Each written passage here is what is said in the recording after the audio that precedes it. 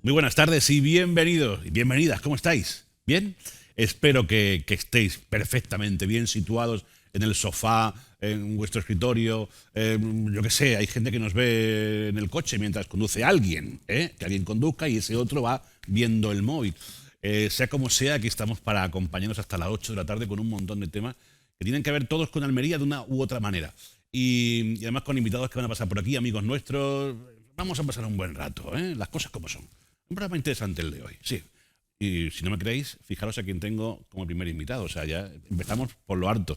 Es el periodista y escritor almeriense Pablo Requena. Pablo, muy buenas tardes. Hola, buenas tardes, Alfredo. Bienvenido, ¿cómo estás? Muy bien, encantado y agradecido de que me invite a Tienes que estar raro ahí, ¿no? Porque tú actualmente estás en la mesa Estoy desubicado, estoy un poco Claro. desubicado y estoy más acostumbrado a venir por estos platós que tenemos aquí en Interalmería como tertuliano Porque claro, vosotros la tertulia la hacéis en el plató número 15, creo Sí, que es. sí, porque El 15. ahora estamos en el 27, tienen Exacto. que saberlo los televidentes. Exacto. Y bueno, ya solamente me falta que Gillo me haga una entrevista y para salir en toda la programación. ¿Y digo, el de deportes? El ¿También de has estado? deportes, sí, bueno, yo creo que he estado alguna vez también, sí. ¿Y en el de agricultura? Y bueno, y las noticias algún día, pues no sé, me falta atropellar a alguien para que me saquen las pero noticias. te habrán sacado de refilón en Sí, algunos sí, bueno, de recursos lejos, y tal. sí, yo siempre en segundo plano, ya lo sabes. Bueno, mañana tenemos programa Cofrade, si te quieres venir. Bueno, yo me pongo el capirote, ¿no? Y lo que haya que hacer, se hace. ¿Tú has sido alguna vez cofrade? ¿Has sido alguna vez penitente? Yo fui penitente de chiquitito, no me preguntes dónde, porque no tengo yo mucha idea O sea, de... no te marcó aquello, ¿no? No, la cosa, no soy yo muy cofrade, pero sí es verdad que mi padre me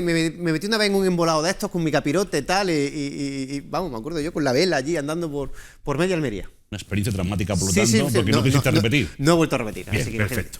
Bueno, lo que sí repite es como escritor, porque ha sacado un nuevo libro, ha escrito un nuevo libro, ha publicado un nuevo libro, que por cierto se presenta esta semana en la biblioteca, en la librería Picasso, si no me equivoco. Así es. ¿El viernes puede ser? El viernes a las 7 de la tarde. Fíjate, cómo me acuerdo yo de las cosas. Tengo una cabecita. Es grande, por lo tanto puede almacenar muchos datos. Es un nuevo libro, una aventura nueva suya. Se llama El secreto de Pitágoras. Bueno, pues con un montón de tramas, sobre todo si os gusta el misterio, el terror, la intriga, el suspense, estáis ante el libro de vuestra vida. Más o menos, ¿no? Sí, bueno, ya me voy porque lo has vendido magníficamente bien, ya que te voy a decir yo. Pues que me des comisión. Si lo he vendido, dame comisión. Bueno, depende de cómo funcione la venta este viernes, ya veremos, ya negociamos, Bien. ya negociamos la comisión. Pues así es un libro, Alfredo, que efectivamente aúna una serie de géneros, ¿no? Intriga, misterio, historia. Hay mucho de religión judío-cristiana, pero también de mitología pagana de muchos ámbitos, paganismo griego, egipcio, azteca, chino. Válgame el señor. Sí, hay un Qué mejunje ahí. mezcolanza. Curioso. Y la gracia, creo yo que la gracia reside en cómo liga al final y cómo casan todas esas procedencias, digamos, de todos los confines del mundo y cómo se enlaza todo eso con el mito, no el mito, la realidad, la historia de los templarios, ¿no? Que la historia de los templarios de por sí ya es fascinante, Sí. tanto el origen como el final traumático que tuvo la Orden del Temple, y si ya encima pues lo alinea, digamos, con todo este de arqueología, de historia, de mitos paganos del diablo, y ahí como el posible origen del diablo, porque, bueno, los templarios, como bien sabrás, cuando se les empieza a perseguir, se les acusa de una serie de delitos, y uno de ellos es el del culto al diablo.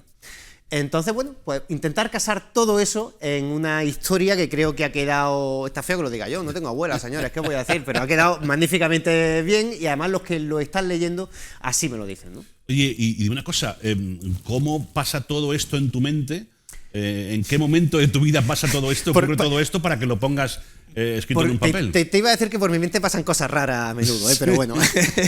Esto surge, Alfredo, leyendo a Lovecraft, que es uno de los grandes escritores del terror, de la historia de la literatura del terror, y leyendo uno de sus relatos se me encendió la bombilla y me vino la idea. Es curioso porque me vino la idea original, pero ciertamente una vez terminado el libro, me doy cuenta de que tiene poco o nada que ver con esa idea original que me surgió leyendo a Lovecraft, ¿no? Pero bueno, así surgió un poquito la cosa, me metí de lleno en la historia de los templarios, me he leído tropecientos libros acerca de los templarios, de ensayos, de novelas, de historias noveladas o de novela histórica, de todo un experto poco en el mundo templario. Yo creo que me puedo hacer una tesis doctoral sobre los templarios, perfectamente. Mira, pues, sí. Cuando esto del periodismo se me da mal, creo que ya tengo una salida ahí a la vuelta. Has sacado varias cosas, has matado varios pájaros de un tiro, ¿no? Has escrito un libro y te has hecho un experto. Sí, bueno, oye, nunca termina uno de ser experto del todo en los templarios, porque sobre los templarios hay muchas incógnitas, Alfredo, hay muchas cosas que todavía hoy no sabemos y que quién sabe si algún día sabremos, ¿no? Porque ciertamente hay mucho misterio y, bueno, de hecho el título del libro es El secreto de... Hay muchos secretos acerca de los templarios y también hay que jugar un poquito con esto, ¿no? Con esa cancha que te da el hecho de que los templarios estén rodeados de ese halo de misterio, de intriga y de cositas raras que les pasan. Está claro que la historia está ahí y que los datos históricos también y que a raíz de ahí tú tejes el argumento. ¿Y los personajes? ¿Cómo se crean los personajes? Bueno, los personajes son... Yo creo que hay que tirar mucho de imaginación, ¿no? Ciertamente, aunque luego te bases en algunos, digamos, estereotipos, pero luego también tiras mucho de tu imaginación, ciertamente. Aquí, en este libro hay 3 tramas, Alfredo. Hay una histórica que discurre en el siglo XIII, que son templarios, es una encomienda templaria. Ahí tienes que documentarte mucho, obviamente, para no decir ninguna cansada. Aún así se me ha podido escapar alguna, pero bueno, yo intento evitarlo, ¿no? Y luego la típica morcilla que se le atribuye al autor exactamente. Una noche de desvelo. Siempre, a todos se les puede, al mejor rato. escriba se le escapa un borrón, ¿no? Exactamente. Y luego, bueno, las otras 2 tramas sí son más actuales. Requieren menos documentación, aunque también la requieren, porque por ejemplo una de ellas es un equipo, una expedición de arqueólogos, y oye, yo no estudio arqueología, así que también he tenido que documentarme acerca de los trabajos de arqueología, de geología también, y bueno, la tercera y última trama me he documentado nada porque, oye, son periodistas, ¿no? Y al fin y al cabo, pues oye, un poquito sé yo de periodismo, ¿no? Un poquito no, un mucho. Por cierto, ¿cómo te da la vida para tanto? Para ejercer la profesión, venir a las tertulias, además escribir un libro. Sí, bueno, sobre todo venir a verte a ti, a las entrevistas que tú me haces, que ya me has hecho unas cuantas y te lo agradezco en el alma. Pues no me da la vida, Alfredo, te lo digo así de claro, no me da la vida.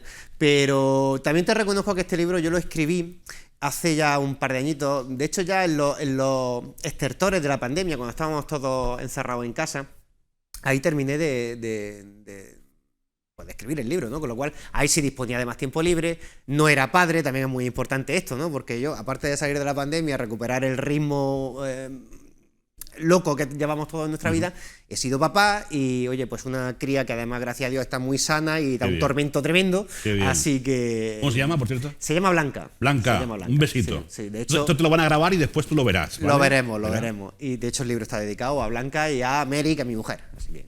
Qué bien. Hay que tenerlos presentes, ¿no? Porque o sea, que ya te falta plantar un árbol, ¿no? O subir en globo. Sí, bueno, árboles, yo he plantado alguno también. Bien. Alguno también. No vamos a entrar en especificaciones. Yo quiero tener un hijo, escribir un libro... Y plantar un árbol. ¿Y lo de montar en globo, eso me lo he inventado yo? Bueno, también se puede... Te lo has inventado tú, pero oye, ¿por qué no? Bueno, pero bien yo inventado. soy un poquillo... Tengo vértigo, ¿eh? A mí se me da mal el tema del globo, pero si no me lleváis muy alto, yo me animo. No, yo ni imaginármelo, ni de coña. Bueno, no es tu primera obra, evidentemente... ya tienes experiencia como escritor. Sin embargo, esta obra sí que cambia un poco, ¿no? Los argumentos, el tiempo histórico y todo, ¿no? Un poco no, cambia mucho. No tiene nada que... Son como un huevo y una castaña, Alfredo, porque ciertamente no se parecen en nada, ¿no? A lo que había hecho anteriormente. Bueno, miento. Quizá el segundo, que era la Era de los Monstruos, sí tiene un poquito de similitud con este, pero muy poquito, muy poquito. Con el primero, que era el Pelele, no tiene absolutamente nada que ver. Y vuelvo a lo que te comentaba. Yo para los 2 libros anteriores me he tenido que documentar muy poco porque, bueno, era más tirar un poquito de la experiencia profesional y personal que yo tenía. Aquí Hay obviamente también un poquito de lo que uno lleva dentro, pero como te digo, tienes que documentarte mucho, porque cuando te metes a hablar de los templarios, de mitologías de otros lugares, que oye, que uno no ha tenido la suerte de vivir en esos lugares, pues tienes que empaparte muchísimo de conocimientos para, como digo, no meter la pata a fondo, ¿no? Y para que quede un buen libro, como creo que ha quedado. Di que sí, que se presenta el viernes en la librería Picasso. ¿A qué hora hemos dicho? A las 7 de la tarde. A las 7. Hay que llenar la librería. O sea, quiero gente está en el ascensor puesta ahí para presenciar la presentación del libro, para comprarlo y llevárselo autografiado. ¿Cómo llevas lo de firmar libros? Bueno, estoy cada vez tengo una rúbrica más bonita. Oye, me sale ¿Estás depurando? Sí. Lo que llevo más complicadillo, mira, por ejemplo, la semana pasada estuve en Murcia, que era la Feria del Libro de Murcia. Y bueno, pues los pocos ejemplares que vendimos, porque la verdad es que no hubo mucha afluencia de público, pero vendimos unos poquitos. Y es verdad que para firmar, intentar variar un poquito, no hacer siempre la misma frase, ¿no? Y la misma tal, uno intenta ser original, y a veces cuando llevas 4 o 5 libros dices, ¿y ahora qué pongo yo? Que no vas a inventar la rueda tampoco, ¿no? Claro. Pero bueno, uno intenta hacer en base al nombre, en base a la personalidad un poquito de lo que conozcas con ese lector, que te cuente un poquito de su vida, si lo ves más joven, más mayor, si lo ves que le gusta, que lleva un estilo concreto de ropa o de no sé, que a ti te llame algo, entonces le voy a tirar la dedicatoria por aquí, ¿no? Pero como te digo, a veces hay que ser un poquito más básico, no volverte loco, dedicar simplemente a la persona que la va a dedicar, animarla a leerla, que le guste y poco más, no hay que inventarlo. ¿Se presentará algún templario en la presentación? Bueno, vamos a ver si viene alguno. Yo, mira, en Murcia, en la Feria del Libro de Murcia, me llevé a mi niña y la vestí de templaria, ¿eh? La vestí de templaria, hay por ahí alguna foto que ya te enseñaré luego, porque la vestimos de angélico, mío. Es que ahora que se dejan, ¿no? Ahora que se dejan. Y bueno, pues le daba un toquecito pintoresco a la presentación. Bueno, el viernes, no lo perdáis en la librería Picasso. Ahí estará Pablo, el compañero amigo Pablo, firmando ejemplares de su libro, presentándolo en sociedad. La puesta de largo en Almería, porque ha habido otras más. Sí, y a ver si hay alguna más también, claro, que yo creo que sí. Sobre todo que se vendan muchos libros. Sí. Hay que leer, señores. Leer hasta que sangre el ojo. Eso nunca está de más. Lo he imaginado. Bueno, un poquito, una lagrimita de rojita. Le da un toquecito, hombre. Hay que leer más, sí, hay que leer más. Anímanse. Bueno, a mí lo de la imagen de la sangre no me gusta. ¿Qué le vamos a hacer? Pero sí que tenéis que leer mucho. Pablo, muchísimas gracias. A ti siempre, Alfredo. Un placer, como siempre. Bueno, me voy a ir con Mónica. Evidentemente la actualidad está ahí y nos la sirven los compañeros pues a todas horas. Imágenes de lo que está ocurriendo en diferentes partes del mundo y que no son agradables. Nos vamos a centrar ahora en lo que está ocurriendo en la llamada Franja de Gaza, donde la verdad es que cada vez que ponemos el telediario, escuchamos un informativo en la radio, nos sobresaltamos porque parece que la atrocidad se puede superar, ¿no? Mónica creo que está con alguien que está viviendo intensamente y con dolor todo lo que allí está ocurriendo. Mónica Aldehuela, buenas tardes. Buenas tardes, Alfredo. Pues efectivamente, pues mira, pues estoy aquí hablando con Aman Manhab. Poco te puedo contar porque nos va a contar ahora mismo ella. Lo primero que queremos hacer es darle las gracias por estar aquí pues en unos momentos tan complicados, con esa valentía, porque imagino que no estará siendo nada fácil. Para ponernos un poco en contexto, ella nació en Gaza, con 4 añitos se vino aquí a Almería, ahora es doctorada en filología hispánica, o sea que imaginaos, pero claro, ella está aquí y tiene a su familia fuera, entonces por eso te decía que no tiene que estar siendo nada fácil vivir desde su posición todo lo que está pasando allí su familia. Buenas tardes y lo primero, como decía, muchísimas gracias por estar con nosotros. Buenas tardes, muchísimas gracias a vosotros porque es importantísimo que en estos momentos tan complicados se dé voz a todas las personas, sobre todo a los que conocemos más de cerca esa realidad, porque creo que una de las cosas más importantes es que podamos no transmitir nuestra voz, que no es importante, sino transmitir la voz de ellos, de las víctimas reales de lo que está sucediendo ahora mismo. Hablabas antes de nada, Alfredo, y de que nos contara pues cómo está su familia, cómo lo está pasando. Ella me decía, quiero contar un poco el contexto histórico para que se entienda desde las casas, porque es algo que no estamos entendiendo. Efectivamente, yo creo que si cuento ahora mismo la historia de mi familia, estaría contando la historia del pueblo palestino, porque mis abuelos nacieron en un pueblo que está a pocos kilómetros de la Franja de Gaza. En 1948, cuando mis abuelos eran niños, tuvieron que huir forzosamente de sus pueblos y refugiarse en Gaza, lugar que ahora alberga a más de 2 millones de personas y de las cuales el 80% por lo menos, aunque las cifras dicen que supera el 86%, son personas refugiadas. Nosotros mismos, mis padres y yo, a pesar de haber nacido en Gaza, nos considerábamos refugiados también, principalmente porque la resolución de las Naciones Unidas reconoce a todas las personas nacidas y descendientes de esos refugiados del 48 con el estatus de refugiado, y por consiguiente, por resoluciones aprobadas internacionalmente, les reconoce ese derecho a retorno. Creo que es importantísimo tener esto en cuenta y sobre todo tener en cuenta la situación geográfica en la que se encuentra ahora mismo Palestina.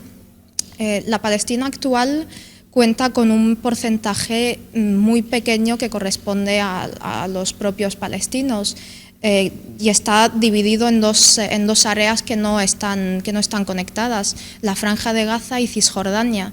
Es más, las áreas en las que comenzaron estos últimos acontecimientos forman parte de asentamientos construidos ilegalmente y reconocidos internacionalmente como asentamientos ilegales, por lo que la existencia de fuerzas de ocupación israelí en ese lugar no son legales ni deberían estar permitidas.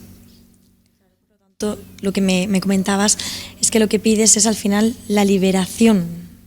Efectivamente, porque ahora mismo, por supuesto, lo que más nos preocupa es que termine la agresión, pero yo creo que la agresión no puede terminar si no hay justicia, y no puede haber justicia si el pueblo palestino no recupera el derecho más básico que puede tener el ser humano, que es el derecho a la libertad. Y el derecho a la libertad viene de mano de otros derechos, que es el derecho a tener esa autonomía, a tener esa soberanía, a tener un país al fin y al cabo, porque igual que comentaba a otros medios de comunicación esta mañana, a nosotros se nos ha enseñado de pequeños a ser palestinos, pero por una razón muy sencilla, porque nosotros no hemos nacido ni hemos crecido en un lugar que físicamente haya sido nuestro país, sino que nos hemos criado en esa idea, porque no hemos tenido esa oportunidad de tener un Estado como tiene el resto del universo.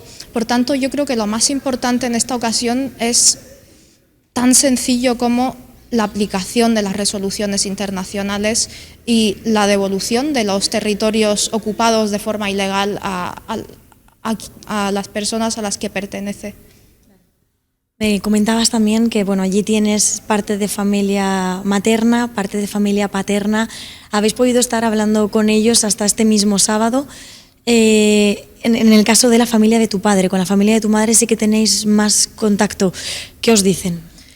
Efectivamente, como bien dices, tenemos esa preocupación doble ahora mismo, porque por una parte, primero quiero decir que aquí en Almería solamente están mis padres, mis hermanos y uno de mis tíos, por tanto el resto de la familia o la gran familia vive en la Franja de Gaza. Mis tías paternas, como acabas de comentar, por miedo, porque al final el miedo es el que está dominando ahora mismo en Gaza, cayeron en esa tentación de refugiarse en el sur de la Franja de Gaza, en una zona cercana a Khan Yunus. Ahí mismo, como no están en casa de familiares, como sucede con otras personas, sino en una casa que abandonaron hace unos años unos amigos, no tienen posibilidad de conectarse, así que desde el sábado no sabemos prácticamente nada de ellos. Asumimos que están bien, porque en las noticias no se ha recibido ningún tipo de información que demuestre lo contrario y queremos creer que lo están. De parte de mi madre tenemos más contacto, es verdad que es un contacto que da miedo, porque es un contacto que no es continuo y además no podemos hablar, como te decía antes de la entrevista, no hay posibilidad de hacer llamadas, no hay posibilidad de hablar con ellos, sino que lo que nos llega es lo poquito que nos pueden decir por ese grupo de WhatsApp o por esas redes sociales. De hecho, justo esta noche hemos recibido lamentablemente ha sido de forma indirecta a través de información de Facebook la noticia de la muerte de un amigo de la familia que además tiene un vínculo enorme con la ciudad de Almería y con la Universidad de Almería, porque él defendió aquí su tesis doctoral y estuvo haciendo muchas estancias de investigación. Por tanto, aprovecho esta tribuna para hacer ese pequeño homenaje a esa persona, a ese amigo de la familia, amigo de mi padre, y mencionar simplemente su nombre, que se llama Ahmad El-Lemghari, y me parece muy importante mencionar los nombres y contextualizar, decir quiénes son esas personas, qué vínculo tenían con nosotros, porque, como se ha dicho en numerosas ocasiones, muchas veces lo que pasa con esas víctimas que no son como nosotros es que las limitamos a números, las limitamos a las más de 500 personas que fueron asesinadas anoche en el Hospital Bautista de Gaza, o las limitamos a los cerca de 3.000, a los más de 3.000 asesinados en Gaza desde que ha comenzado esta última agresión. Pero es importantísimo contemplar esa individualización, porque al final es lo que nos va a llevar a la humanización, que es lo más importante de todo esto. Sí, me parece importantísimo destacar ese mensaje. Al final son personas, no son números. Complicada la situación que se está viviendo, nos contabas, con el tema de la comunicación, con el tema de la electricidad a la hora de comunicarse entre ellos es muy complicado. Destacabas en el caso de la familia de tu padre, ellos fueron hacia el sur porque allí les dijeron que podrían salir, no han podido salir, y complicada también la situación con el tema de la alimentación. Efectivamente, comienzo por esto último del tema de la obligación de la población gazatí a emigrar hacia el sur, o incluso la invitación que se les ha hecho para que abandonen Gaza o para que se refugien en Egipto o en Jordania, porque yo creo que lo que se está incentivando ahí es una nueva Nakba, una nueva catástrofe. La población palestina es una de las poblaciones modernas que cuenta con el mayor número de refugiados, antes, por supuesto, de la guerra civil siria.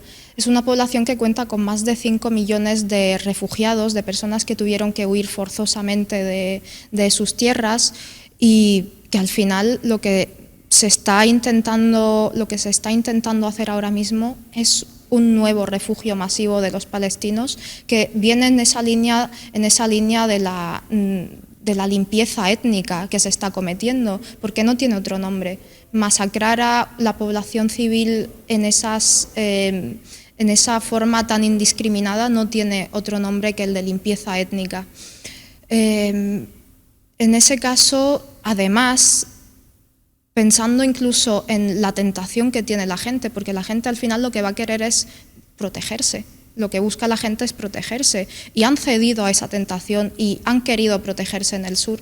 Pero ¿dónde han sido los ataques más intensos? En el sur. ¿A quién se ha atacado? ¿A quién se ha bombardeado? A esos convoys que portaban refugiados hacia esas zonas. Por tanto, es una masacre sin piedad, que de hecho los propios representantes del ejército israelí, del gobierno israelí, hablaban de los gazatíes como animales y animaban a su ejército a acabar con ellos porque son animales para ellos, que no merecen vivir.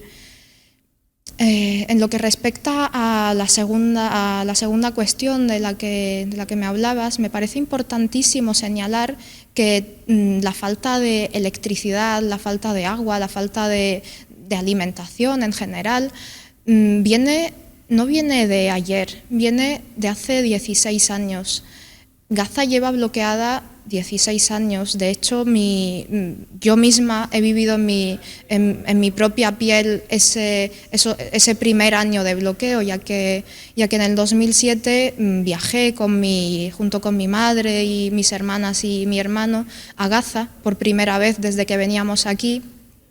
Y entonces nuestro objetivo era estar unos días con la familia, conocerlos, porque yo no conocía a mi abuela, no conocía a mis tías, ni a mis tíos, no conocía a mis primos. Por primera vez pude hablar con ellos, conocerlos, tener recuerdos. Ahora mismo me alegro de tener esos recuerdos, aunque haya sido en esa situación tan triste. Allí estuvimos bloqueados más de un año.